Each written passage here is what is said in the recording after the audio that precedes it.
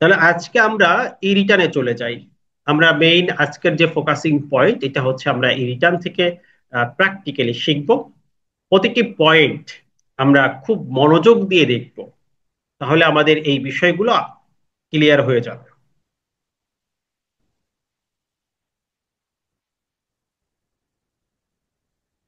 দ্বিতীয়, আমাদের কোনো ক্লাসের ভিডিও আর ইউটিউবে থাকবে না, আমাদের সবকিছু ওয়েবসাইটে দেওয়া হয়েছে। প্রথম ক্লাসটা আমরা ওয়েবসাইটে দিতে পারিনি সময়ের কারণে, পরবর্তীতে আমরা সবগুলো ওয়েবসাইটে দিয়ে দিয়েছি। দেখেন, আমরা ই রিটার্নে প্রবেশ করার পরে আমাদের এরকম একটা ইন্টারফেস আসবে। আমি একটু বড় করে দেখাচ্ছি। আহ, এই যে, আমরা ছবিটা হাইড করে দিই। তো এরকম একটা ইন্টারফেস আসবে। আসার পরে আপনার এখানে কিন্তু দেখেন অ্যাসেসমেন্ট ইয়ার 2025-26। আমরা এখন যে রিটার্নটা সাবমিশন করব এটা 2025-26। আমরা কিন্তু অনলাইনে 24-25-এ রিটার্নও সাবমিশন করতে পারি, বাট এটা হবে আমাদের কি রিটার্ন বলেন তো? এটা হবে আমাদের সাধারণ রিটার্ন। আমরা তো সাধারণ রিটার্ন সাবমিশন করছি না, আমরা 25-26-এর রেগুলার রিটার্ন, এই 25-26-এর রেগুলার রিটার্ন সাবমিশন করব। তাহলে আমরা রেগুলার রিটার্নে চলে যাব। গেলে আমি আর একটু বড় করি, আমি প্রতিটা হেডস নিয়ে আলোচনা করবো, তো একটু বড় করে দেখি। এই যে, আমাদের প্রথমে দেখা যাচ্ছে কিনা বিষয়গুলো দেখেন। 1 নম্বর কলামে, আর বড় করা লাগবে নাকি আপনারা ভালো দেখতে পাচ্ছেন? ওয়েবসাইট আমাদের গ্রুপে দেওয়া আছে, দেখেন আমাদের ওয়েবসাইট অ্যাড্রেসটা আমাদের গ্রুপে দেওয়া আছে। আপনারা কয়েকবার দেওয়া হয়েছে, আপনারা একটু দেখেন, পেয়ে যাবেন। প্রয়োজনে আমি আবারও দিয়ে দিচ্ছি। 105 নম্বর ব্যাচ আপনাদের আমি আবারও দিচ্ছি।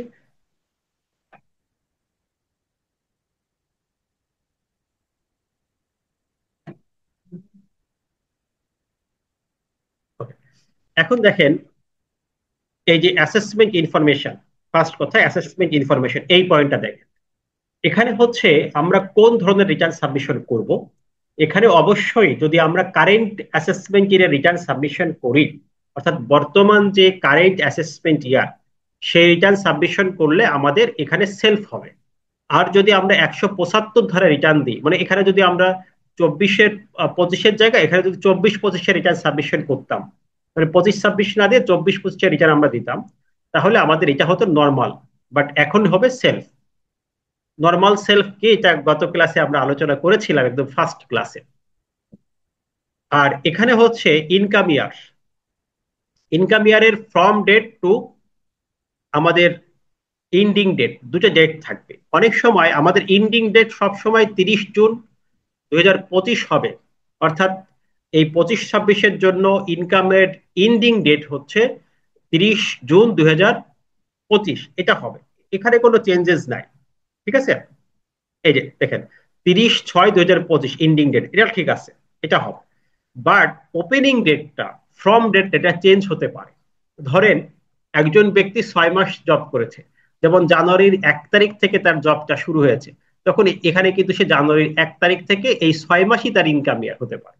আবার ব্যবসায়ের ক্ষেত্রে, ব্যবসা পরে শুরু করলো, সেক্ষেত্রে আমাদের ফ্রম ডেটটা চেঞ্জ হতে পারে। বাট ব্যক্তির ক্ষেত্রে এন্ডিং ডেট হচ্ছে একটা 30/6/2025, আর ফ্রম ডেটটা আমাদের চেঞ্জ হতে পারে। আমরা দেখা যাচ্ছে যে এটা হতে পারে জুলাই থেকে না শুরু করে আমরা সেপ্টেম্বর থেকে 1 তারিখ থেকে আমাদের ইনকাম শুরু হতে পারে, কোনো সমস্যা নেই। আইনগত ভাবে এখানে কোনো প্রবলেম নাই। তাহলে এই অ্যাসেসমেন্ট ইনফরমেশনের প্রথম পার্টটা দেখলাম, অ্যাসেসমেন্ট ইয়ারটা দেখলাম। এরপরে যে কোশ্চেনটা দেখেন, এই কোশ্চেনটা আমাদের বারবার আসে, রেসিডেন্সিয়াল স্ট্যাটাস। এটা আমরা বলেছি যে রেসিডেন্সিয়াল স্ট্যাটাসের মধ্যে আমাদের এখানে লিখতে হয় আমরা কি রেসিডেন্স নাকি নন রেসিডেন্স। অটোমেশনে রেসিডেন্সের টিকমার্ক থাকে, অর্থাৎ ধরে নেওয়া হয় রেসিডেন্স, বাট নন রেসিডেন্সরাও কিন্তু অনলাইন রিটার্নে রিটার্ন সাবমিশনের সুযোগ পাবে। তারা কি করবে, এখানে নন রেসিডেন্স ক্লিক করবে। ক্লিক করলে আমাদের কান্ট্রি না আসবে, কোন রাষ্ট্রের। যেমন একজন আফগানিস্তান নাগরিক, তখন তিনি আফগানিস্তান দিয়ে দিবে। যখন আমরা এই পোর্শনটাতে নন রেসিডেন্স সিলেক্ট করব, তখন আমাদের ট্যাক্স রেটটা আর স্ল্যাব রেট, নিয়মিত ট্যাক্স রেট থাকবে না।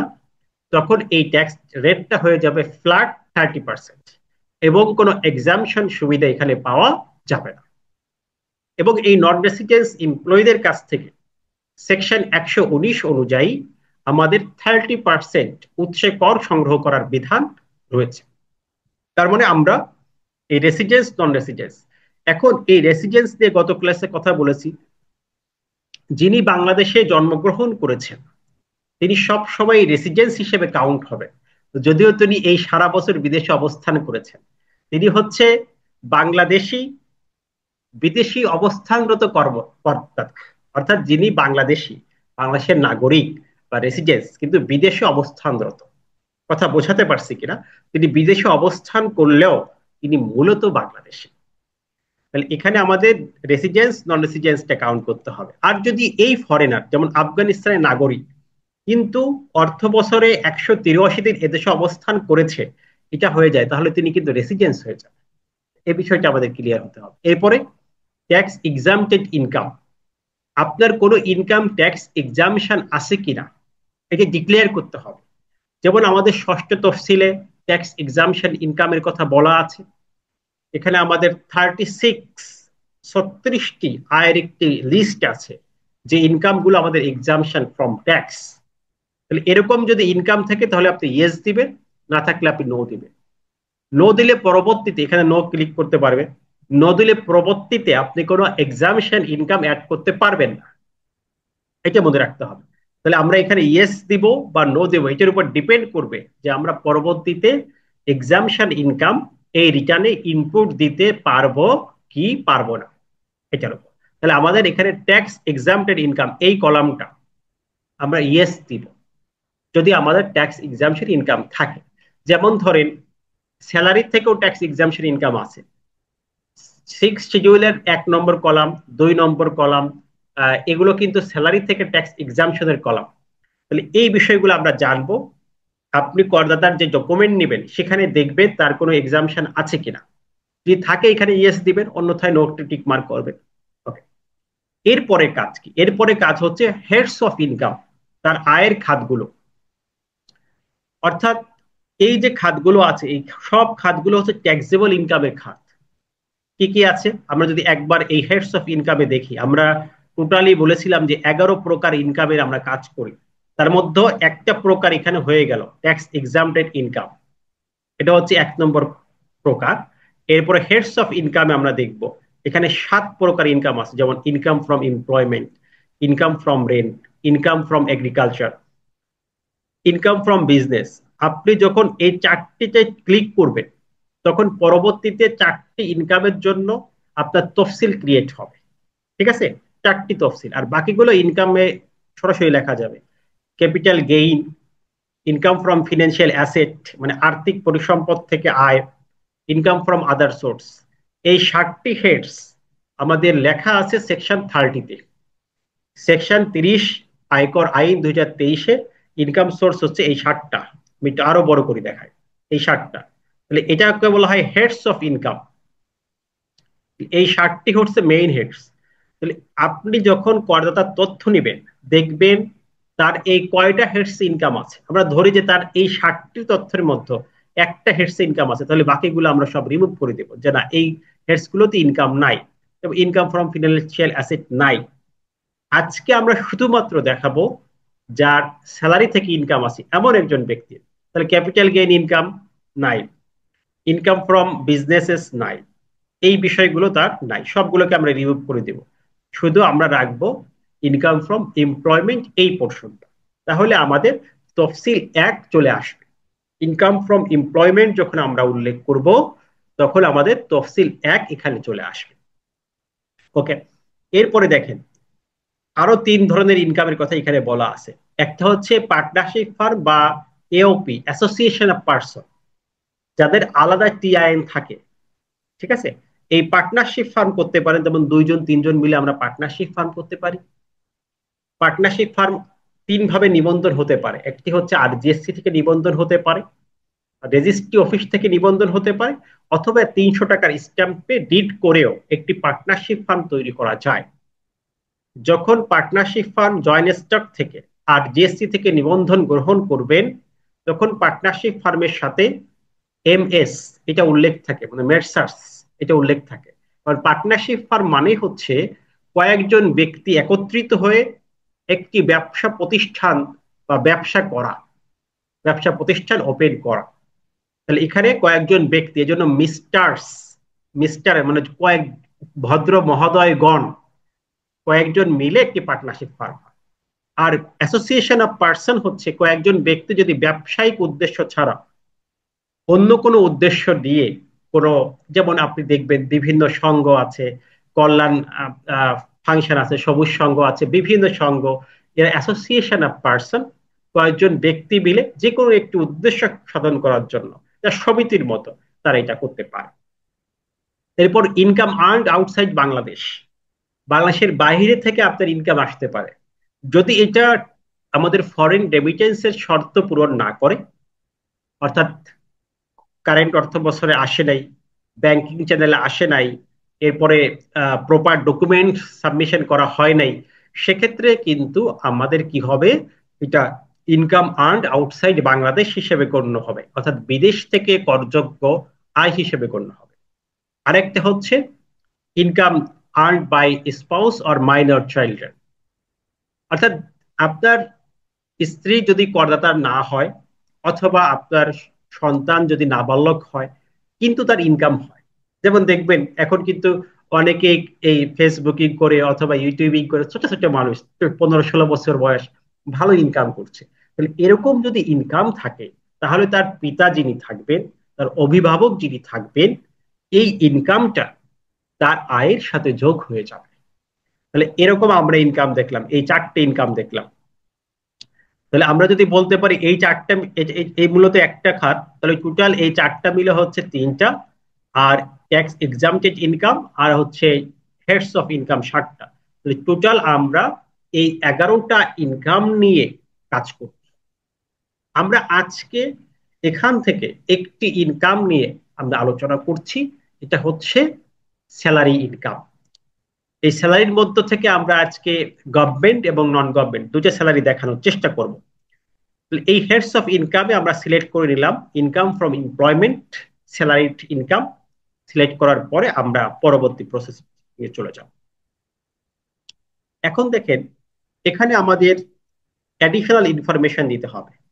এই অ্যাডিশনাল ইনফরমেশনে থাকবে 1 নম্বরে হচ্ছে location of main sources of income, ইনকামের যে উৎস, এটার কোন জায়গায় কোন লোকেশন থেকে আপনার ইনকামের উৎস, এটা ঢাকা নাকি ঢাকার বাইরে, 3টে এরিয়া আছে, সেই এরিয়াগুলো এখানে আছে। এখানে আপনি সিলেক্ট করবেন এই যে Dhaka south, Dhaka north, Chittagong city corporation এবং other city corporation, any other area. তাহলে এখানে ঢাকা সিটিতে হলে 5,000, চট্টগ্রাম সিটি কর্পোরেশন হলেও 5,000, এই 3টেতে হচ্ছে 5,000, আদার সিটিতে 4,000, আদার এরিয়াতে 3,000 টাকা। তাহলে আমরা একজন ব্যক্তির ইনফরমেশন নিয়ে আসি। আহ সেক্ষেত্রে আমরা একটা কেস স্টাডি নিয়ে বের করে নিয়ে আসি, আমাদের বই থেকে একটা কেস স্টাডি দিয়ে এটাকে আমরা পূরণ করার চেষ্টা করি।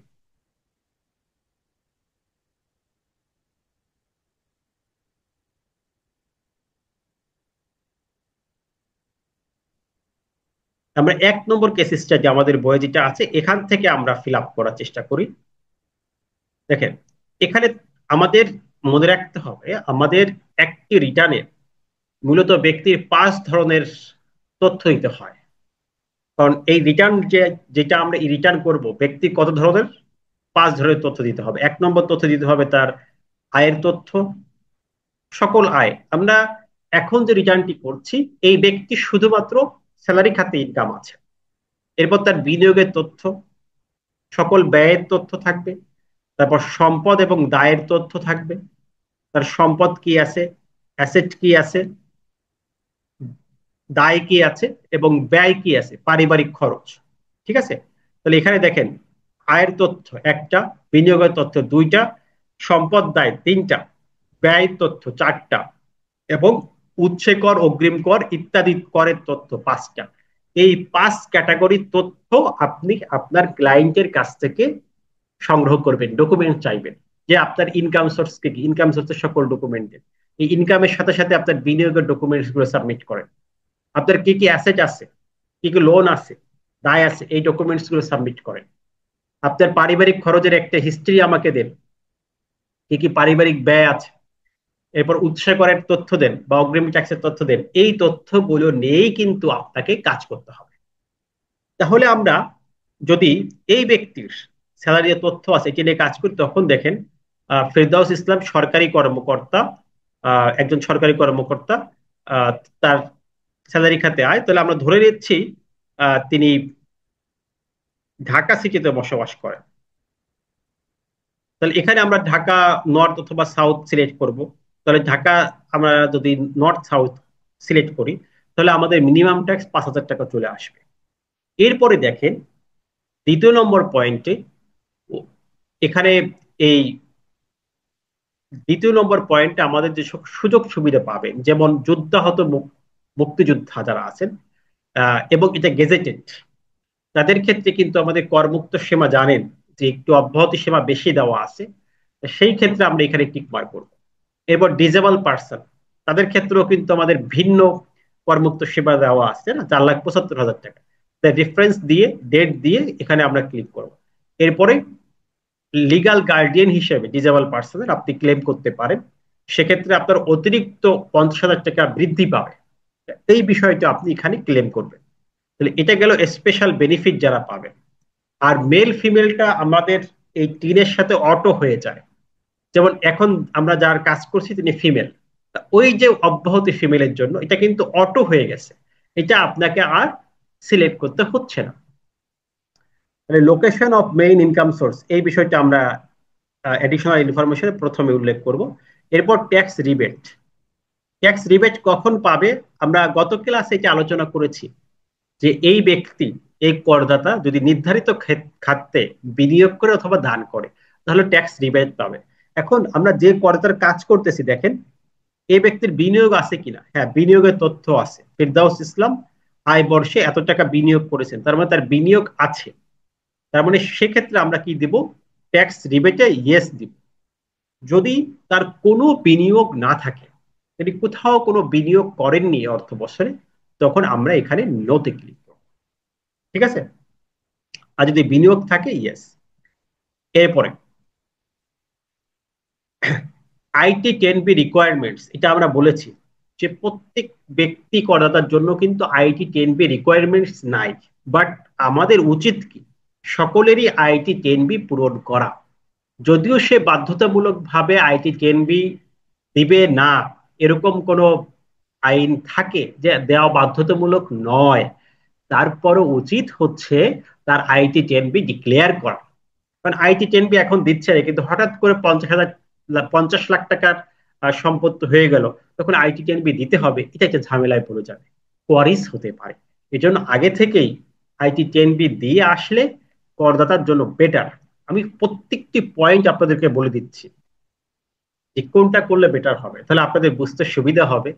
এই রিটার্ন নিয়ে আসলে আপনাদের ভয় থাকবে না। দেখেন, গ্রস ওয়েল 50 লাখ ওভার, তাহলে অবশ্যই IT10B দিতে হবে। যদি না হয়, IT10B ম্যান্ডেটরি না। এরপর ওন মোটর কার, যদি আপনার মোটর গাড়ি থাকে, তাহলে আপনাকে IT10B দিতে হবে। অফশোর প্রপার্টি থাকলে দিতে হবে। Share holding of A director company হলে দিতে হবে। তারপর সিটি কর্পোরেশন এলাকায় হাউস প্রপার্টি থাকলে আপনাকে IT10B দিতে হবে। তাহলে এখানে ইয়েস দিলে প্রপার্টির স্কোয়ার ফিট উল্লেখ করবে, এখানে একটা অপশন চলে আসে। তাহলে এখানে আমাদের IT10B দিতে হবে, এটা হচ্ছে রিকোয়ারমেন্টস। আর না থাকলে, এগুলো যদি কোনোটাই না থাকে, সব নো হয়, তাহলে আপনাকে IT10B দিতে হবে না। তাহলে আপনি এই করদাতার ক্রাইটেরিয়া অনুযায়ী খেয়াল করবেন যে তার আসলে কি কি সম্পত্তি আছে, তার কোনো গাড়ি আছে কিনা, গাড়ি থাকলে ওখানে ইয়েস ক্লিক করবেন। এভাবে করদাতার সম্পদগুলো দেখবেন। না, তার গাড়ি নেই, তার বাড়ির তথ্যও নেই, তাহলে আমরা এগুলো আর পূরণ করার প্রয়োজন নাই, আমরা জাস্ট এখানে ইয়েস দিব, বাকিটা নো থাকলে সমস্যা নাই। এরপরে সব সময় সেভ জিরাপ অথবা সেভ অ্যান্ড কন্টিনিউ ক্লিক করবেন। পরবর্তী ধাপে চলে গেলেন। পরবর্তী ধাপে আমরা কিন্তু এই ব্যক্তির আহ, দুটো তথ্য দিয়েছিলাম। আমরা এতটুকু থাকলে তো দেখা যায়। দেখেন, এই রিটার্নের 1 নম্বর পার্ট হচ্ছে ইনকাম। ইনকাম এখানে টোটাল 11 প্রকার ইনকামের তথ্য আছে। আমরা আগে যা সিলেক্ট করব এখানে সেই প্রকার তথ্য আসবে। আমরা ট্যাক্স এক্সাম্পশন সিলেক্ট করেছি, এখানে কিন্তু এক্সাম্পশন এসেছে। আমরা এমপ্লয়মেন্ট সিলেক্ট করেছি, এখানে এমপ্লয়মেন্ট এসেছে, ঠিক আছে। এরপরে রিবেটের তথ্য সিলেক্ট করেছি, ইয়েস, রিবেটের তথ্য এখানে এসেছে। এরপরে expenditure, asset liability, tax payment এবং রিটার্ন ভিউ এখানে কিন্তু দেখা যাচ্ছে। এবার কিন্তু এই রিটার্নটা আরো স্মার্ট হতে হচ্ছে, আগের থেকে আরো বেটার। খেয়াল করছেন, আগের থেকে আরো বেটার করেছে, খুব সুন্দরভাবে দেখা যাচ্ছে। তাহলে আমরা ইনকাম ফ্রম এমপ্লয়মেন্ট এই তথ্যটা পূরণ করি। তাহলে প্রথমে আমাদের এখানে সিলেক্ট করতে হবে, আমরা দেখেছি তিনি গভর্নমেন্ট এমপ্লয়ি। আমরা গভর্নমেন্ট এমপ্লয়ির ক্ষেত্রে হচ্ছে দুটো ফাংশন, একটা আইবাস প্লাস প্লাস, অর্থাৎ যার এই টোটাল স্যালারিটা সফটওয়্যার আইবাস সফটওয়্যারের মাধ্যমে আসে। আর কোনো ব্যক্তির আছে যে সফটওয়্যারের মাধ্যমে আসে না, সেটা হচ্ছে নট, আইবাসটা অটো ভেরিফাই হয়, আর আইবাস ছাড়া যেটা এটা ভেরিফাই হয় না। আমরা যেহেতু ডেমো প্র্যাকটিস করছি, সেক্ষেত্রে আমরা নট আইবাস দিয়ে করি, যেহেতু ভেরিফাইয়ের অপশনটা এখানে নাই। এরপর প্রাইভেট কোম্পানি স্যালারি, এরপর salary subject to reduce tax rate. স্যালারির ক্ষেত্রেও কিন্তু আমাদের দুটি এসআরও আছে, যে দুটি এসআরও তে আমরা ট্যাক্স রিডিউস পাই, এটা আমরা ফার্দার আলোচনা করব। তাহলে আমরা এই গভর্নমেন্ট পে স্কেল, এই যে এটা সিলেক্ট করি, নট থ্রো আইবাস, এটা সিলেক্ট করি। সিলেক্ট করার পর এখানে নেম অফ দ্য এমপ্লয়ি লিখবো, এখানে যেমন লেখা আছে ফেরদাউস, আমরা এটাই লিখি। ডেজিগনেশন, আমরা তার ডেজিগনেশন লিখবো, আহ, যেমন ধরেন এখানে অফিস, তার ডেজিগনেশন যেটা হবে আর কি, আমরা এক্সিকিউটিভ লিখতে পারি। এরপরে পার্টিকুলার্স গুলো, এই পার্টিকুলার্স গুলো আমরা যে ফ্যাক্ট আমাদের আছে, সেই ফ্যাক্ট অনুযায়ী পার্টিকুলার্স গুলো আমরা এখানে উল্লেখ করবো। যেমন বেসিক পে, বেসিক পে কত আছে? বেসিক পে আছে 6,72,000, তাহলে আমরা ফার্স্ট 6,72,000 দিব এখানে। প্রত্যেকটা পয়েন্ট আমরা অ্যাজ পার তথ্য অনুযায়ী 6,72,000। এরপর হাউস রেন্ট কত আছে দেখবেন, বাড়ি ভাড়া 3,36,000, আমরা এখানে লিখবো 3,36,000। ওকে। এরপর মেডিকেল অ্যালাউন্স, অ্যাজ পার তথ্য, আমরা একটা ফ্যাক্ট নিয়ে সলিউশন করতেছি। মেডিকেল হচ্ছে 36,000, মেডিকেল 36,000, আমরা এখানে 36,000 লিখবো, খেয়াল করেন। এরপর হচ্ছে Bangla new years allowance, Bangla new years নববর্ষ আছে কিনা, হ্যাঁ, বৈশাখী ভাতা 30,000, তাহলে এই বৈশাখী ভাতা এটা 30,000 আমরা এখানে এন্ট্রি দিব। ওকে। এরপর ফেস্টিভ্যাল অ্যালাউন্স, আমাদের ফেস্টিভ্যাল আছে কিনা, ফেস্টিভ্যাল অ্যালাউন্স আছে। উৎসব ভাতা, এই যে 1,12,000, তাহলে এই 1,12,000 এখানে আমরা উল্লেখ করবো, 1,12,000। ওকে। এরপর আর কোনো তথ্য এখানে আছে কিনা, আরো একটা আছে, ভবিষ্যৎ তহবিলের সুদ 30,000, এটা আমাদের এখানে নাই। তাহলে এই ভবিষ্যৎ তহবিলের সুদ আমাদের কিন্তু ডিরেক্টলি আমরা পাই নাই, না পাইলে আমরা কি করব, অ্যাড মোরে ক্লিক করব। অ্যাড মোরে দেখবেন এখানে এই জিপিএফ ইন্টারেস্ট, বা আমি সহজে এখানে লিখলে জিপিএফ লিখলে চলে আসবে, এই জিপিএফ ইন্টারেস্ট এখানে সার্চ দিলে আপনি চলে আসবে, এখানে সব হেডস গুলো আছে। এখানে আমাদের 30,000। তাহলে এই যে আমাদের কাজ কি, এই স্যালারি থেকে যে তথ্য পেয়েছেন অ্যাজ পার স্যালারি সার্টিফিকেট, ওই ব্যক্তি স্যালারি সার্টিফিকেটটা আপনি নিয়েছেন, নেওয়ার পরে সেই স্যালারিতে যা অ্যামাউন্ট আছে সেই অ্যামাউন্ট গুলো এখানে ইনপুট দিবেন। এখানে কিন্তু আপনার অ্যাসেসমেন্টের কোনো বিষয় না, কোনটা করযোগ্য করমুক্ত এটা আপনার দায়িত্ব না, এটা এরা কানেকশন নিয়ে নেবে। আপনি জাস্ট ইনপুট দেওয়ার পরে আপনি সেভ অ্যান্ড কন্টিনিউতে চলে যাবেন, আপনার ইনপুট শেষ। আপনি যদি এখন ইনপুট হয়ে গেল, যদি আপনার ট্যাক্স এক্সাম্পটেড কোনো ইনকাম থাকে, তাহলে এটাও, যেমন আমি দেখাই যে স্যালারি থেকেও কিন্তু ট্যাক্স এক্সামশন ইনকাম আছে। স্যালারি থেকে রিডিউস রেটে দুই প্রকার স্যালারি আছে, একটা বিচারপতিগণের স্যালারি এবং সংসদ সদস্যদের স্যালারি। এটা আমাদের এখানে এমপ্লয়মেন্ট ক্রাইটেরিয়ায় কিন্তু আমাদের এটা আছে, ঠিক আছে। যখন আপনি সিলেক্ট করবেন তখন, যেমন এটা আপনার একটা স্যালারি সিলেক্ট করে, যদি আরো থাকে তখন অ্যাড এমপ্লয়মেন্ট সিলেক্ট করে আর একটা স্যালারি আপনি এখানে উল্লেখ করতে পারবেন। তা সেখানে আপনি দেখা যাচ্ছে এই সাবজেক্ট টু রিডিউস রেট। এই রিডিউস রেটে যখন আপনি স্যালারিতে ইনপুট দিবেন বোঝানোর জন্য, তখন এরা এখানে কিন্তু অটো ক্যালকুলেশন করবে না। তখন আপনাকে ট্যাক্সেবল কতটুকু, এক্সামশন কতটুকু, কত টাকা ট্যাক্স অ্যাপ্লিকেবল হয়েছে এটা লিখতে হবে। দেখেন না, অনেকে কিন্তু দোকান থেকে রিটার্ন তৈরি করে, তারা তো জানেই না যে স্যালারি তার এসআরও তো পেয়েছে, নাকি সে অব্যাহতি স্যালারি পেয়েছে, নাকি কোন ধরনের স্যালারি কোথায় বসাতে হবে। কারণ এখানে যখন আপনি রিডিউস রেট বসাবেন, তখন আপনার এসআরও নাম্বারটা উল্লেখ করতে হবে, কত সালের এসআরও সেটা উল্লেখ করতে হবে। দেখেন, পার্টিকুলার্সটা বসাতে হবে, ট্যাক্সেবল ইনকাম কতটুকু, সেখানে অব্যাহতি কতটুকু, সবগুলো বসাতে হবে। তাহলে এগুলো তো আসলে যারা ইনকাম ট্যাক্স আইনটা পরিপূর্ণভাবে না জানে তাদের কোনোভাবেই পারার কথা না। এই রিটার্ন করতে হলে ইনকাম ট্যাক্স আইনের আপনার রেফারেন্স সহ ধারা সহ জানতে হবে। ম্যানুয়াল করতে হলে অনেক সময় ইনফরমেশন জানলেই হয়, ধারা না জানলেও হয়, কিন্তু এই রিটার্নে আপনার ধারা সহ জানতে হবে। তো এই স্যালারি থেকে আবার আমাদের ট্যাক্সেবল কিছু স্যালারি, ট্যাক্স এক্সামশন স্যালারি কিছু আছে, ঠিক আছে। এখন এমপ্লয়মেন্ট সামারি আমরা এখানে দেখতে পারবো যে আমরা কিভাবে দিয়েছি। দেখেন, আপনি দেওয়ার সাথে সাথে আপনি সামারিতে দেখতে পারবেন যে বেসিক পে 6,72,000 দিয়েছি। এটা যেহেতু সরকারি, এটা ট্যাক্সেবল হয়েছে দেখেন। আর হাউস রেন্ট এটা সরকারি কারণে tax exemption, medical allowance tax exemption, festival allowance এটা ট্যাক্স ডাবল হয়েছে। GPF interest tax exemption, Bangla new year allowance tax exemption. Total আমাদের 7,84,000 টাকা এখানে ট্যাক্সেবল ইনকাম হয়েছে। এটার উপর আমাদের ট্যাক্স দিতে হবে। আর অব্যাহতি পেয়েছে 4,32,000 টাকা। এখন দেখেন, আমরা যে রিটার্নটা প্র্যাকটিস করতেছি আসলে এভাবে ঠিক আছে কিনা। আমরা ম্যানুয়ালি এই রিটার্নটা কিন্তু এখানে উল্লেখ করা আছে, আমরা দেখি এই এটার শিডিউল 1-এ এভাবে আছে কিনা, আপনি ভেরিফাই করবেন। দেখেন, এই যে এখানে আমরা মূল বেতন 6,72,000 করযোগ্য দিয়েছি, বাড়ি ভাড়া করমুক্ত, চিকিৎসা ভাতা করমুক্ত, দেখেন ফেস্টিভ্যাল অ্যালাউন্স করযোগ্য। টোটাল করযোগ্য হচ্ছে 7,84,000, করমুক্ত 4,32,000, টোটাল 12,16,000 টাকা salary.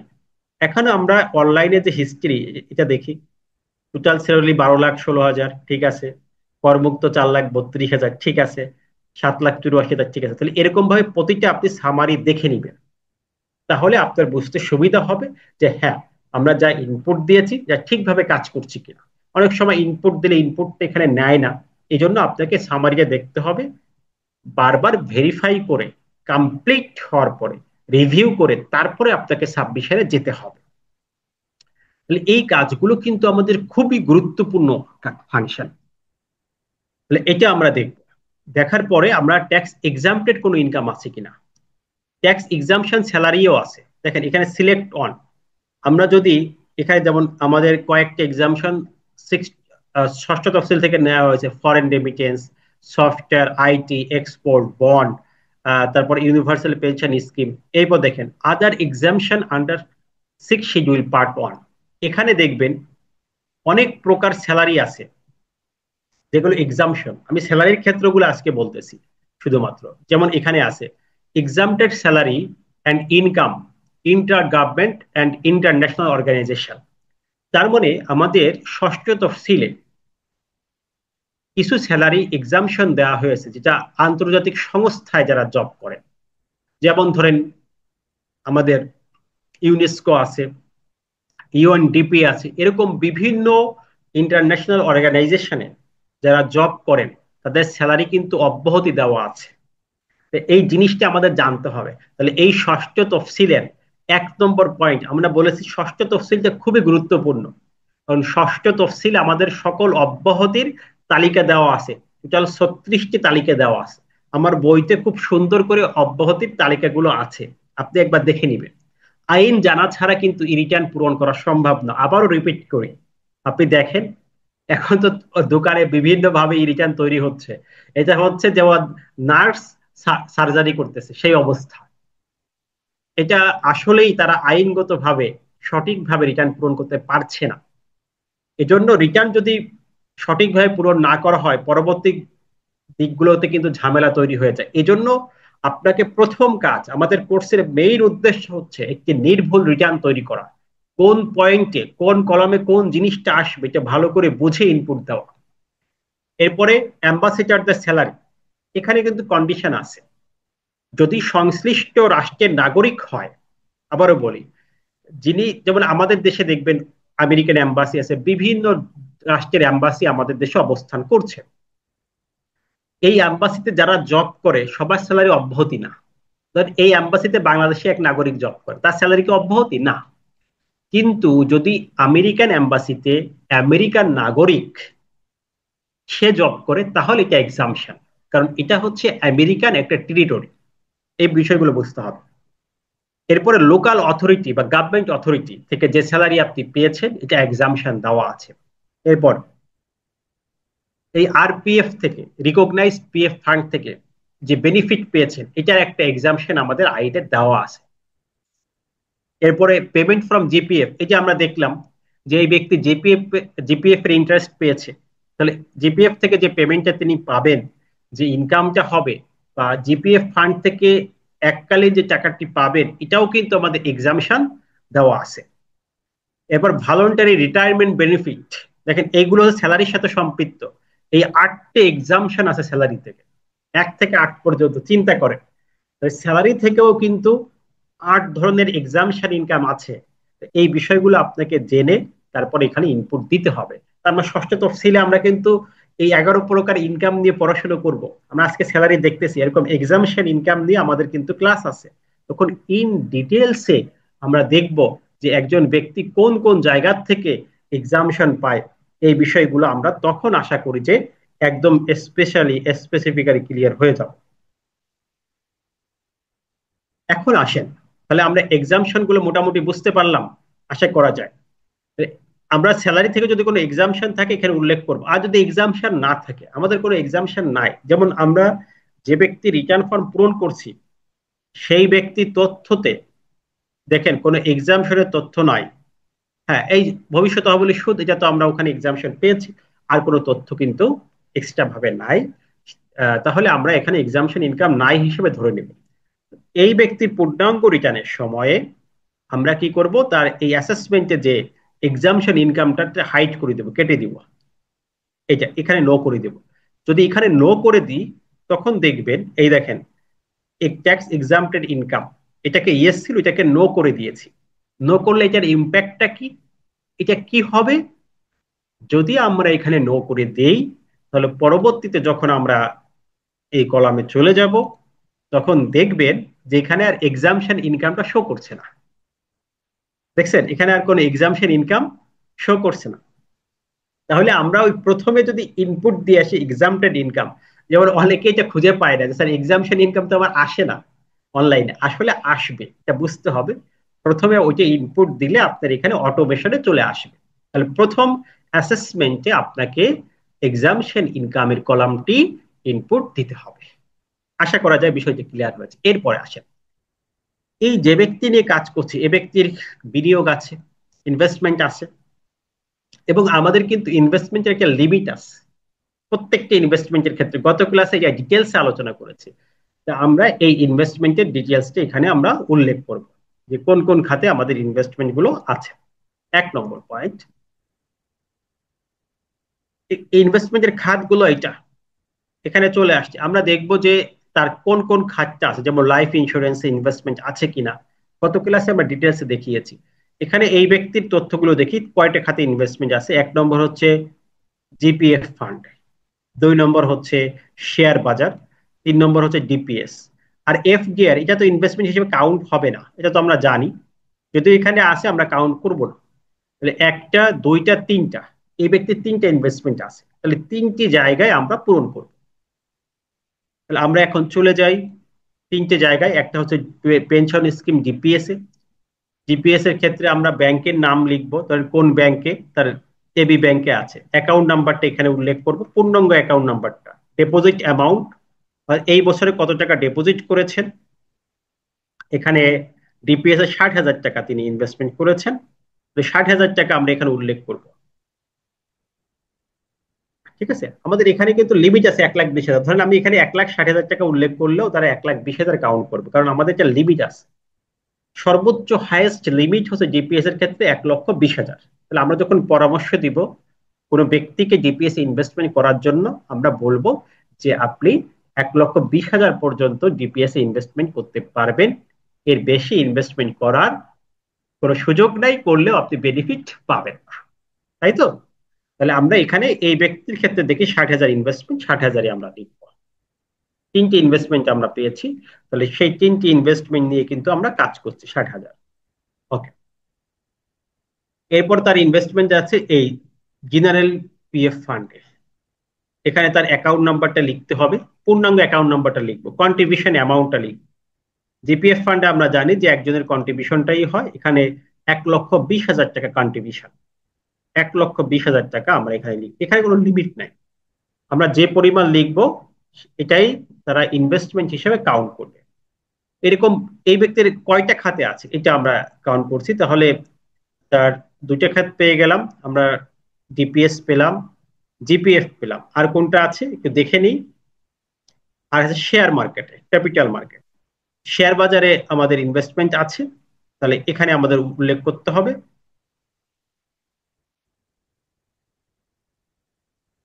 Listed stocks or share. এখানে এখানে বিও অ্যাকাউন্ট নাম্বার আমাদের লিখতে হবে, ব্রোকারেজ নাম লিখতে হবে, কোন ব্রোকারেজ সেই নামটা লিখবো।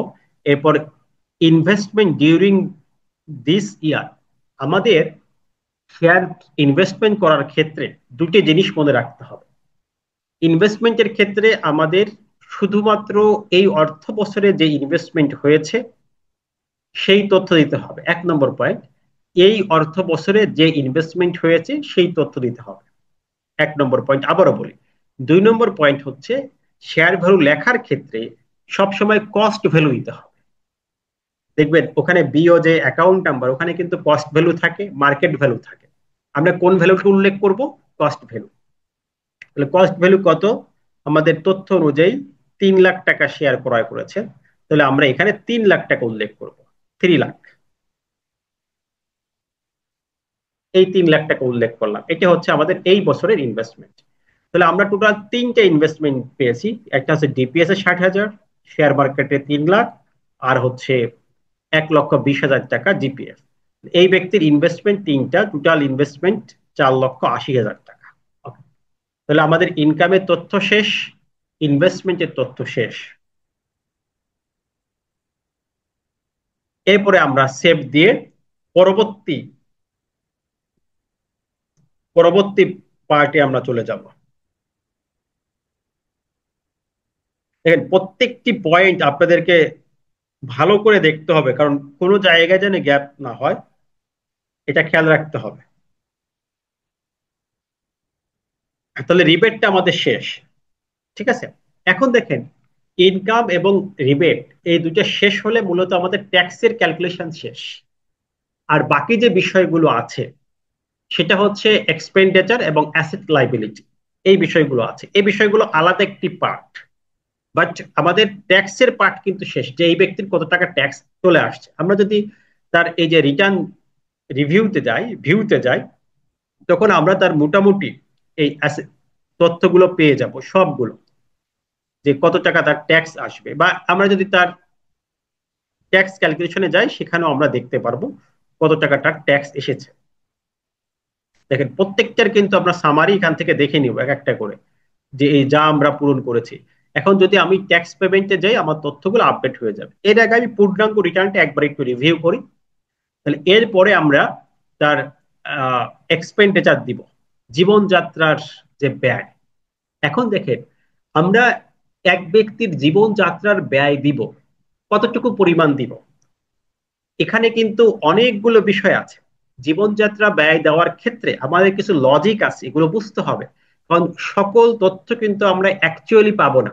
যেমন ধরেন এই ব্যক্তি তিনি কত টাকা খরচ করেছেন, প্রথম আছে expense for food, clothing and other essentials. এটা কিন্তু আমরা একদম এক্সাক্ট অ্যামাউন্ট পাওয়া অসম্ভব প্রায়, যে প্রতিদিন কয় টাকা খরচ হচ্ছে এরকম ভাবে হিসাব রেখেছে কেউ, আমার জানা নাই। তাহলে সব তথ্য কিন্তু আমরা এক্স্যাক্টলি পাবো না।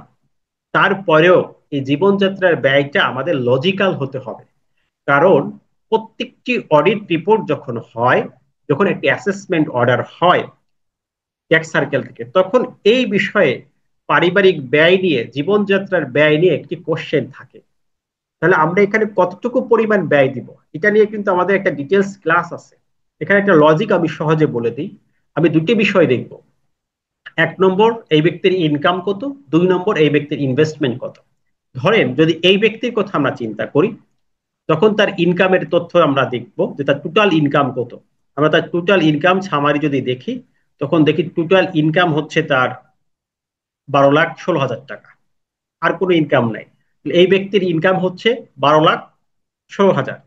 এই ব্যক্তির ইনভেস্টমেন্ট মানে এই বছরে কত টাকা বিনিয়োগ করে ফেলেছে, 12,16,000 ইনকাম করেছে, কিন্তু এই ব্যক্তি এবছরে 5,80,000 বিনিয়োগ করেছে। এখন বলেন তো, 12,16,000 বা 12,00,000, এখানে ধরেন 5,00,000, 12,00,000 টাকা ইনকাম করেছে, 5,00,000 অটোমেশনে সেই ডিপিএস কিনেছে, তারপরে বিভিন্ন জায়গায় শেয়ার কিনে বিনিয়োগ করে ফেলেছে।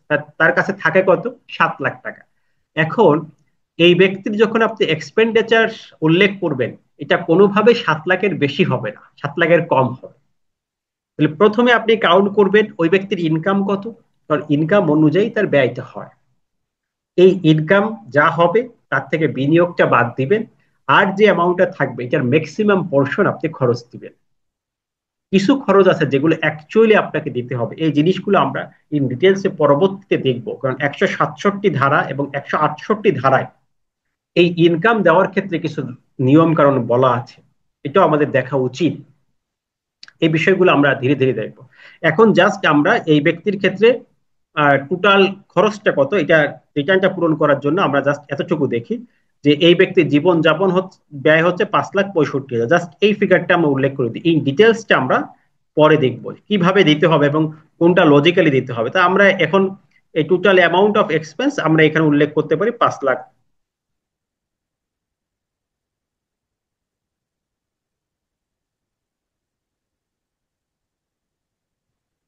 5,65,000, ঠিক আছে। এখানে আমরা উল্লেখ করে দিতে পারি।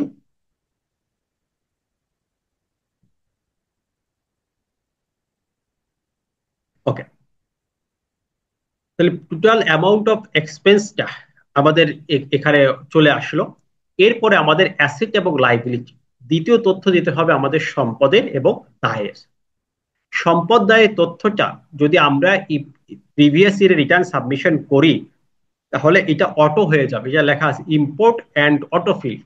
যদি আমরা এখানে ক্লিক করি, তাহলে প্রিভিয়াস ইয়ারে যা যা দেওয়া ছিল এটা আমাদের অটোমেশনে ফিল আপ হয়ে গেছে। দেখেন এই ব্যক্তির এই তথ্য দেওয়া ছিল, সবগুলো অটোমেশন হয়ে গেছে। যদি আমরা এটা অটোফিলটা মুছে দিতে চাই, এখানে আবার ক্লিক করলে অটোফিলটা আমাদের হয়ে যাবে, ঠিক আছে।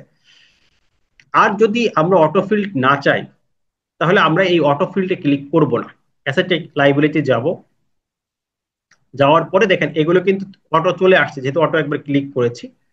আমরা এই ক্ষেত্রগুলোতে দেখব, এটা অটোফিল্ড আছে, আমরা এখানে ক্লিক করলাম। এখন আমরা ভিউ দেখব যে কি হয় তার। এই দেখেন অটোফিল্ডে আমরা আজকে অ্যাসেট লাইবিলিটি ডিটেলস দেখাতে পারবো না, এটা অনেক টাইম লাগবে, আমি জাস্ট এখানে বোঝাচ্ছি। এখানে ডিফারেন্সে আমাদের 12,16,000 টাকা আসছে অটোফিল দিয়ে। এখানে আমাদের প্রিভিয়াস নিট ওয়েলথ, এই যে এই টাকা শো করছে। এবছরের ইনকামটা আমাদের কিন্তু দেখেন সবকিছু অটো চলে আসছে, ক্যাপিটাল ক্যাপিটাল যা আছে সব অটো চলে আসছে। আর এবছরের ইনকামটাও আমাদের অটো চলে আসছে। এখানে যেটা চেঞ্জ হবে ক্যাশ ইন হ্যান্ডটা, এই ক্যাশ ইন হ্যান্ডটা কিন্তু গত বছরেরটা থাকবে না। তাহলে এটা আমাদের ক্যান্সেল করতে হবে, ঠিক আছে। এটা আমাদের রিমুভ করতে হবে। এই ক্যাশ ইন হ্যান্ডটা কিন্তু আমাদের আগের মতো থাকবে না, ব্যাংক ব্যালেন্সটা আগের মতো থাকবে না। এটা আমাদের মাস্ট বি চেঞ্জ করতে হবে। আর বাকিগুলো আগের মতো থাকতে পারে।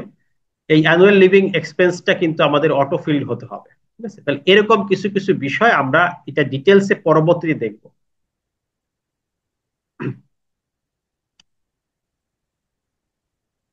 এখানে দেখেন 12,16,000 টাকা আমাদের ডিফারেন্স আছে, তার মানে এটা ক্যাশ ইন হ্যান্ডে চলে আসবে।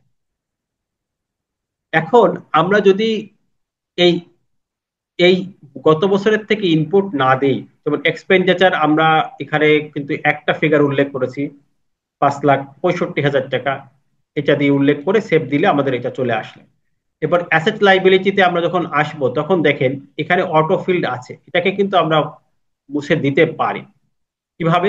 এই ইম্পোর্ট দিলাম না, এখন কিন্তু আমাদের দেখেন এই অ্যানুয়াল লিভিং এক্সপেন্ডিচার এটাও অটো ফিল্ড হয়ে যাওয়ার কথা।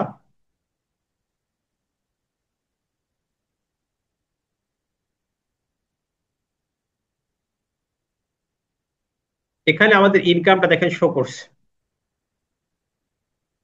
এই 4,32,000 এক্সামশন ইনকাম এবং 7,84,000 ট্যাক্সেবল ইনকাম পার্ট টু থেকে শো করছে। এখন এই ব্যক্তির ইনকাম যদি এর বাইরে কোনো ইনকাম থাকে, যেমন আদার সোর্সে কোনো ইনকাম থাকলো, আহ, যেমন তিনি দান গ্রহণ করলেন এরকম, সেই ইনকাম গুলো বা লাইফ টাইম সেভিংস, যিনি ফার্স্ট রিটার্ন সাবমিশন করবেন তার জন্য লাইফ টাইম সেভিংস আসবে, সেই ইনকাম গুলো কিন্তু আমাদের এখানে উল্লেখ করতে হবে। আর আমরা যে ব্যক্তি রিটার্ন তৈরি করছি যদি সেই ব্যক্তি সম্পদটা আমরা অ্যানালাইসিস করি তাহলে দেখব যে মোট তার প্রিভিয়াস ইয়ারের নিট ওয়েলথ ছিল 29 লাখ টাকা। তাহলে আমরা প্রিভিয়াস ইয়ারের নিট ওয়েলথ এখানে 29 লাখ টাকা দিই। দেখেন এখানে আমরা এই ব্যক্তিটা পূরণ করছি, এখানে 29 লাখ টাকা আসবে। এটা প্রিভিয়াস ইয়ারের নিট ওয়েলথ, আমরা এই ব্যক্তিটা পূরণ করা শুরু করছি। এখন তার প্রত্যেকটা সম্পত্তির আমরা বিবরণ দিব কি কি আছে। তাহলে এই ব্যক্তির কি কি আছে আমরা যদি এই ব্যক্তিটা পূরণ করি, তার আছে আহ সম্পত্তির মধ্যে তার ফার্নিচার আছে, গোল্ড আছে, কৃষি সম্পত্তি আছে, অকৃষি সম্পত্তি আছে, সবগুলো আছে। এরপর ভবিষ্যৎ তহবিলে জমা আছে, এই বিষয়গুলো আছে। তাহলে আমরা এক এক করে এই বিষয়গুলো পূরণ করব। যদিও সম্পত্তির ক্ষেত্রে আরো অনেক ফাংশন আছে, এদিকে আমরা যাবো না, জাস্ট এই বিষয়গুলো আমরা এখানে পূরণ করবো। দেখেন অ্যাসেটের মধ্যে আপনি আসবেন, অ্যাসেটের মধ্যে তার এই নন এগ্রিকালচার প্রপার্টি আছে। একটা নন এগ্রিকালচার প্রপার্টি আমরা কিভাবে দিব, দুইটা প্রকার আছে। একটা হচ্ছে নন এগ্রিকালচার প্রপার্টি যেটা আপনি পারচেস করেছেন, আর দুই নম্বর হচ্ছে যেটা পারচেস করেন নাই, আপনি পারচেসের জন্য অ্যাডভান্স করেছেন, বায়না দিয়েছেন। এটা নন এগ্রিকালচার প্রপার্টির ভিতরে এখানে গেলে এখানে ডেসক্রিপশন লিখতে হবে। ডেসক্রিপশন লেখার ক্ষেত্রে অবশ্যই প্রথমে আমার মনে হয় যে আপনি ডিড নাম্বার দিয়ে শুরু করবেন। তাহলে আপনার অনেকগুলো প্রপার্টি থাকলেও আপনি প্রপার্টিকে ট্র্যাক করতে সহজে ট্র্যাক করতে পারবেন যে কত নম্বর ডিড আছে। তারপরে আপনি এরিয়া দিবেন, কোন মৌজা, ডিড নাম্বার দিলেন, আপনি মৌজা দিলেন, তাহলে এই মৌজায়। এরপর টাইপ অফ অ্যাকোজিশন, আপনি যা পারচেস করেছেন না ইনহেরিট সূত্রে পেয়েছেন, এই বিষয়গুলো দিবেন। এরপর ইউনিট কত, ডেসিমেল বা একর এভাবে উল্লেখ করলেন। এরপর এরিয়া অফ প্রপার্টি, ধরেন আপনার 10 ডেসিমেল সম্পত্তি, এর মূল্য কত, এখানে দেওয়া আছে এই ব্যক্তি যে সম্পত্তি আছে তার মূল্য হচ্ছে 20 লাখ টাকা। তাহলে আমরা এখানে 20 লাখ টাকা উল্লেখ করব। ঠিক আছে, যে মূল্য আছে এখানে 20 লাখ হলে এই এন্ড অফ দা ইয়ার এখানেও কিন্তু 20 লাখই হবে, যদি না এই ব্যক্তির এই সম্পত্তির কোনো ডেভেলপমেন্ট কাজ হয়। দেখেন সম্পত্তির কিন্তু এই এগ্রিকালচার সম্পত্তি বা নন এগ্রিকালচার সম্পত্তি এগুলোর কোনো ডেপ্রিসিয়েশন নাই, এগুলো সম্পত্তি বাড়ে, মূল্য বাড়ে, এগুলোর অ্যাপ্রিসিয়েশন আছে। বাট আমরা কিন্তু রিটার্নে ডেপ্রিসিয়েশনও দেই না, অ্যাপ্রিসিয়েশনও দেই না। রিটার্নে থাকে মূল purchase value with registration cost. এই ভ্যালুটা কিন্তু ধরেন আপনি একটা দলিল লেখা আছে 20 লাখ টাকা, তাহলে 20 লাখ টাকায় উল্লেখ করবেন না, এখানে রেজিস্ট্রেশন খরচ আছে, এই খরচ সহ উল্লেখ করবেন। আর ভ্যালুটা বাড়বে তখনই যখন এই এই জমিটা ডেভেলপ হবে। দেখা যাচ্ছে এই নন এগ্রিকালচার প্রপার্টি পরবর্তীতে তিনি এখানে বাড়ি করলেন, বাড়ি করলে পিডব্লিউডি রেট অনুযায়ী খরচটা দিতে হবে। এখন দেখেন আপনি দোকান থেকে রিটার্ন করছেন, সে কি পিডব্লিউডি রেট বুঝে একটা বাড়িতে কত টাকা খরচ হবে, কত স্কোয়ার ফিটে কিভাবে ক্যালকুলেশন হয়, এটাকে সে বুঝে? এটা তো অনেক আইনজীবী যারা আমি দেখি তারাই বুঝে না, তারাই পারে না সঠিকভাবে, বা নতুন যারা তারাও পারছে না। তাহলে এই বিষয়গুলো কিভাবে আসলে সম্ভব, মাথায় আমার আসে না। যে অনেকে বলছে দোকানদার করে দিচ্ছে, তাহলে এখানে আমাদের 20 লাখ টাকা, এই 20 লাখ টাকা আমরা এখানে উল্লেখ করবো। ঠিক আছে, তাহলে 20 লাখ টাকা ভ্যালু। তাহলে এই এখানে কখন বাড়বে, যখন আমরা এটাকে ডেভেলপ করব, এখানে নতুন করে ফার্দার ইনভেস্টমেন্ট করবে তখন বাড়বে। তাহলে এই ব্যক্তির নন এগ্রিকালচার শেষ, 4টা প্রপার্টি আছে, এটা আমরা দিয়ে শেষ করি। এরপরে এটা শেষ। এরপরে তার 5 ভরি গোল্ড আছে, মূল্য 20,000 টাকা, সরি 20,000, 20,000 টাকা, 2 লাখ হবে মনে হয়, 2 লাখ টাকা হবে, বা যেটা দেওয়া আছে রিটার্নে আমরা সেটাই দিব। ধরেন আমরা এই মূল্য ধরলাম, এটা গোল্ড। এখানে আমরা পার্টিকুলার্স লিখতে হবে কি আছে, গোল্ড, গোল্ড আছে এখানে, অন্য অন্য অর্নামেন্টসও থাকতে পারে, platinum, silver, diamond, type of acquisition, purchase, gift যা হোক। তারপরে ইউনিট লিখতে হবে, আমরা ভরি লিখি বা তোলা লিখি, এখানে 5 ভরি। অবশ্যই ভ্যালুটা লিখতে হবে, জিরো লেখার সুযোগ নাই, প্রত্যেকটি প্রপার্টিরই ভ্যালু লেখা আমাদের আইনে বাধ্যতামূলক। তার মানে আমরা সবসময় ভ্যালুটা লিখতে হয়। তাহলে এখানে ধরেন 2 লাখ টাকা ভ্যালু দেওয়া আছে, ঠিক আছে? তাহলে এটা 2 লাখ টাকা চলে আসে। এরপরে আর কি আছে? এরপরে তার আছে ইলেকট্রিক পণ্য আছে 1 লাখ টাকার ফার্নিচার। তাহলে আমাদের এই যে ফার্নিচার এবং ইলেকট্রিক পণ্য, এটা আমরা ডেসক্রিপশন দিব, কি কি আছে সবগুলো লিখবো, ঠিক আছে? ফার্নিচার কি কি আছে সবগুলো লেখার পরে টাইপ অফ অ্যাকুইজিশন, কোয়ান্টিটি ধরেন আমাদের কত পিস আছে, কি কি আছে, যেমন খাট 1 পিস, সবগুলো ভ্যালুটা লিখতে হবে স্পেসিফিক ভাবে। এখানে আছে 1 লাখ টাকা। আমি জাস্ট সহজে বোঝানোর জন্য আজকে এভাবে করছি, এর পরবর্তীতে ডিটেলসে দেখাবো। এরপরে তার,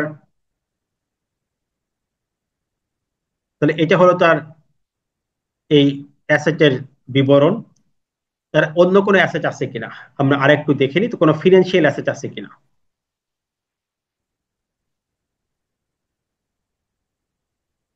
আর একটা অ্যাসেট আছে, তার ভবিষ্যৎ তহবিলে 4 লাখ টাকা আছে। তাহলে ভবিষ্যৎ তহবিলটা আমরা এখানে উল্লেখ করব।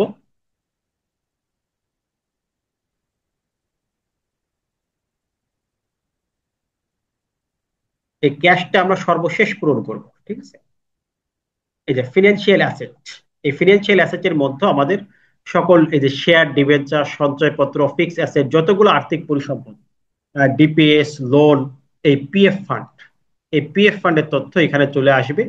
এখানে আপনার এমপ্লয়ের নাম লিখতে হবে, পার্টিকুলার্স ফান্ড লিখতে হবে, ধরো আমাদের জিপিএফ, জিপিএফ লিখবো, পার্টিকুলার্স ফান্ড লিখতে হবে, অ্যাকাউন্ট নাম্বার লিখতে হবে, অ্যাকাউন্ট নাম্বার ডিটেলস লিখবো, ব্যালেন্স লিখতে হবে। 30শে জুনের যে ব্যালেন্স, এখানে 4 লাখ টাকার অ্যামাউন্ট আমরা পেয়েছি, 4 লাখ টাকা লিখবো, 4 লাখ। এই, তাহলে এখানে আমাদের শেষ। এখন দেখেন, এটা আমরা সেভ গ্রাফ দিয়ে দিই। আমাদের এক্সপেন্ডিচারটা আমাদের সম্ভবত সেভ হয় নাই।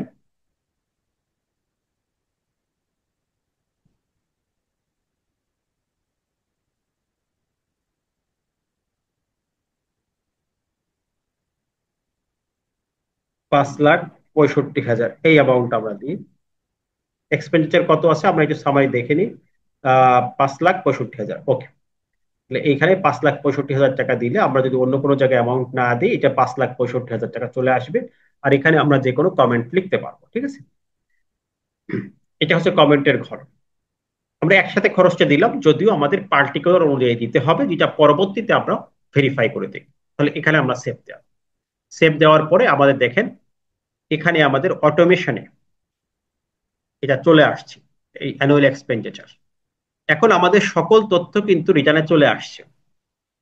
এখন আমাদের দেখা যাচ্ছে যে আমাদের 8,51,000 টাকা আমাদের অতিরিক্ত রয়ে গেছে। আমরা যদি এই রিটার্নটা একটু ভেরিফাই করি, যেভাবে পূরণ করেছি, আহ, তার IT10B তে দেখি, যেমন IT10BB তে আমাদের 5,65,000 খরচ, এটা আমরা পার্টিকুলার্স দিয়েছি, এখানে পার্টিকুলার্সটা দেই নাই, ডিরেক্ট দিয়েছি। এবং এখানে আমাদের ইনকাম সোর্স দেওয়া আছে, খরচ দেওয়া আছে, সবকিছু দেওয়া আছে। এখানে আমাদের অকৃষি সম্পত্তি দেওয়া আছে। এবার ডিপিএস এর ইনফরমেশন গুলো দেওয়া হয় নাই, তার শেয়ার বাজারের ইনফরমেশন দেওয়া হয় এই বছরে, এইগুলো আমাদের পূরণ করতে হবে।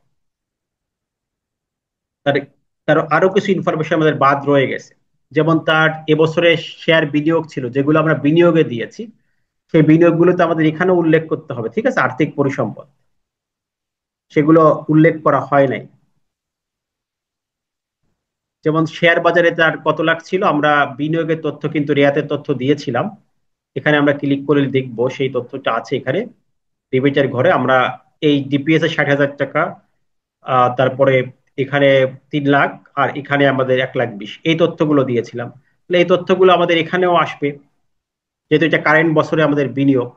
তা ওই এই ফিনান্সিয়াল অ্যাসেটে আসবে। যেমন শেয়ারে আমাদের তথ্য ছিল 3 লাখ টাকা, তাহলে এখানে আমাদের বিও অ্যাকাউন্ট নম্বর ওই আগে যেভাবে উল্লেখ করেছি, acquisition type, name of the broker house লেখার পরে আমাদের কস্ট ভ্যালু, দেখেন এখানে কিন্তু উল্লেখ করা আছে, ডিরেক্টলি আমাদের কস্ট ভ্যালু দিতে হবে। আমাদের কিন্তু অন্য ভ্যালু দেওয়ার সুযোগ নাই, এখানে 3 লাখ টাকা আমরা দেওয়া ছিল। ওকে, এরপর ডিপিএস ছিল।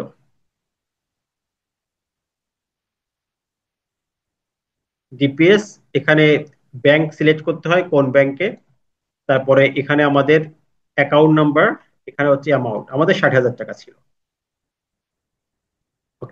আর কোনো তথ্য ছিল করে একটু খেয়াল করি। ডিপিএস ছিল আমাদের, পিএফ ফান্ডের ব্যালেন্স দিয়েছি, ডিপিএস এর তথ্য দিয়েছি।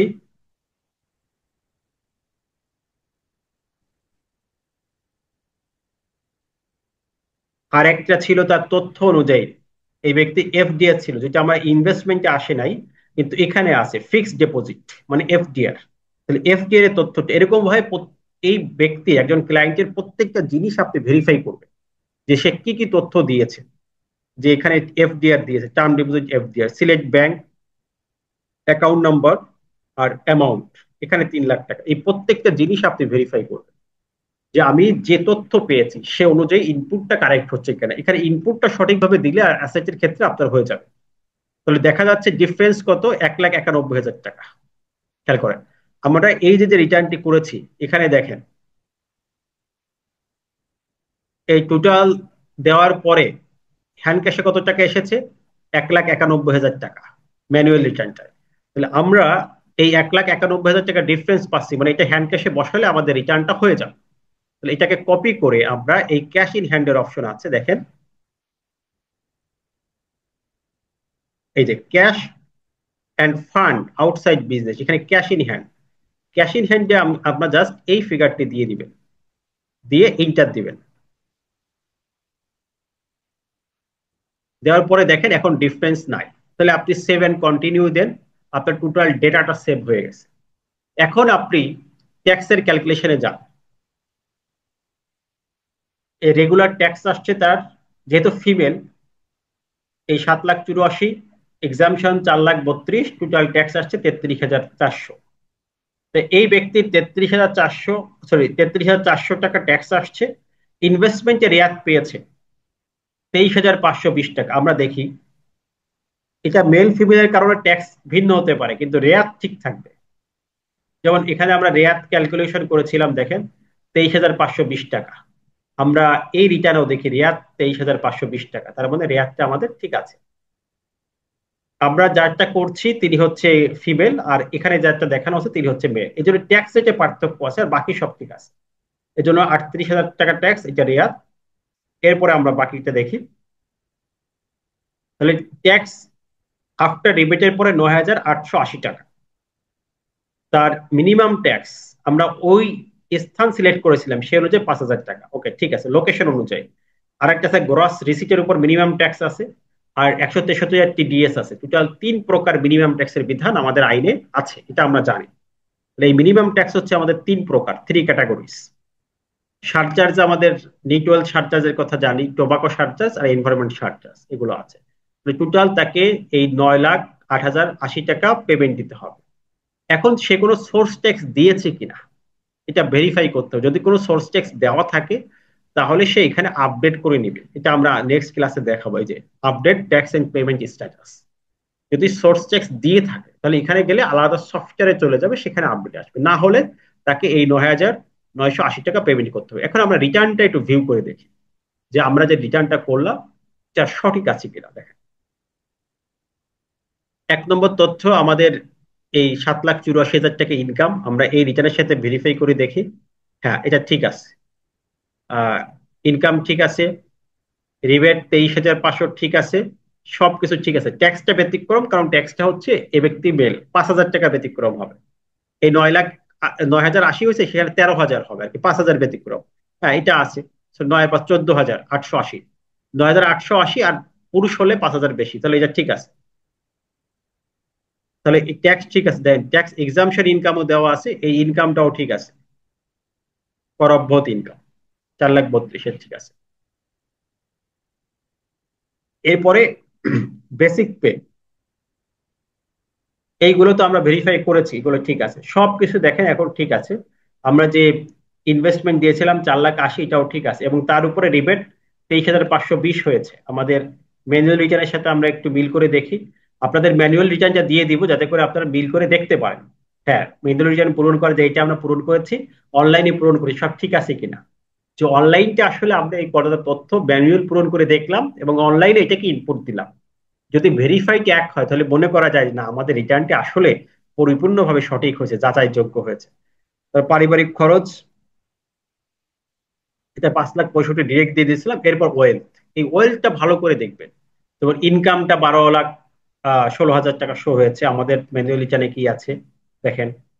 ইনকাম এই 12,16,000, নিট ওয়েলথ 29 লাখ, এইগুলো ঠিক আছে কিনা প্রত্যেকটা পয়েন্ট আপনি বিল করলেন। হ্যাঁ, প্রিভিয়াস ইয়ারের নিট ওয়েলথ 29 লাখ বিল করতে হবে।